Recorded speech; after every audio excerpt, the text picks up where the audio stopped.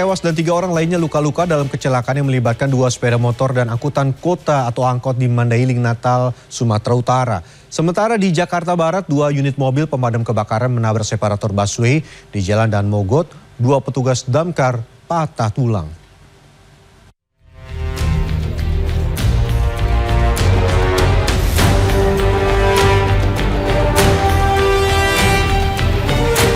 Sebuah angkutan kota atau angkot terbalik setelah bertabrakan dengan 2 sepeda motor di persimpangan Aigaloga Penyambungan Mandailing, Natal, Sumatera Utara Jumat sore.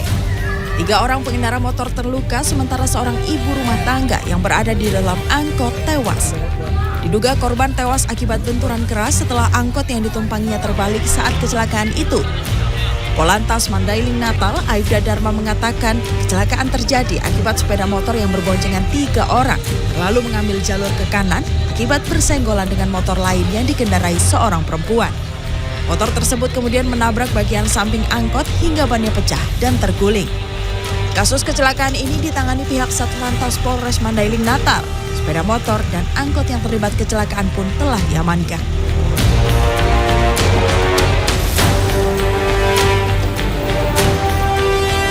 Dua mobil pemadam kebakaran terlibat kecelakaan menabrak separator busway di Jalan Daan Mogot, Cengkareng, Jakarta Barat pada Jumat siang.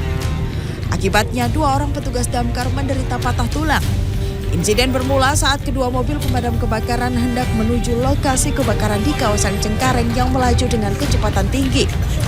Kecelakaan tak terhindarkan saat sebuah sedan tiba-tiba berhenti mendadak di depan mereka. Kecelakaan sempat mengakibatkan kemacetan dari arah Grogol menuju perempatan Cengkareng maupun arah sebaliknya. Tim Liputan CNN Indonesia. Pengemudi mobil Audi yang diduga menabrak seorang mahasiswi di Cianjur, Jawa Barat membantah mobilnya menabrak korban hingga tewas dalam iring-iringan konvoi polisi. Sementara penetapan status tersangka seorang mahasiswa UI yang tewas dalam kasus kecelakaan di kawasan Serengseng Sawah, Jakarta Selatan disesalkan oleh pihak keluarga korban.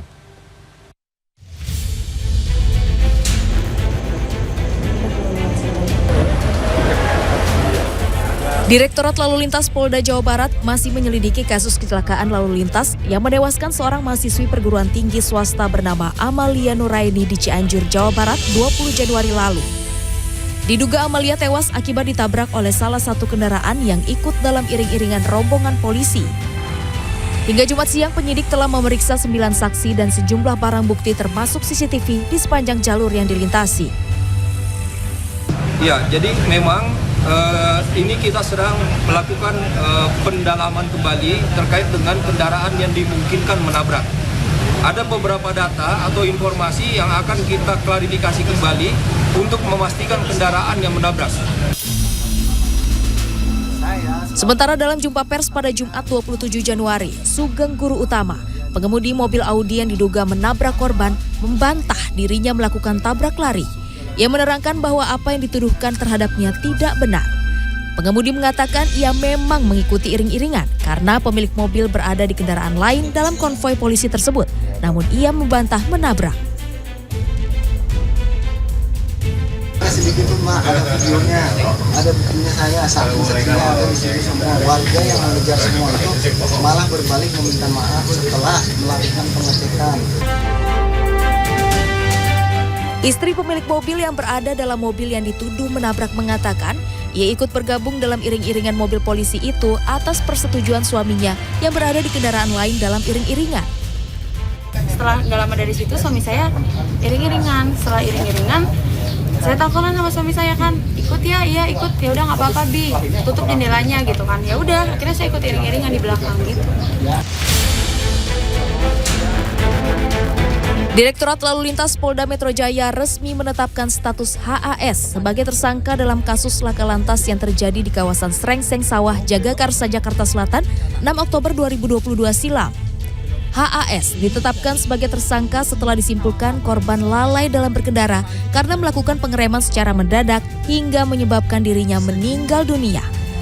Menanggapi penetapan HAS sebagai tersangka, pihak keluarga korban yang didampingi oleh kuasa hukum meminta keadilan untuk HAS yang seharusnya merupakan korban justru dijadikan sebagai tersangka.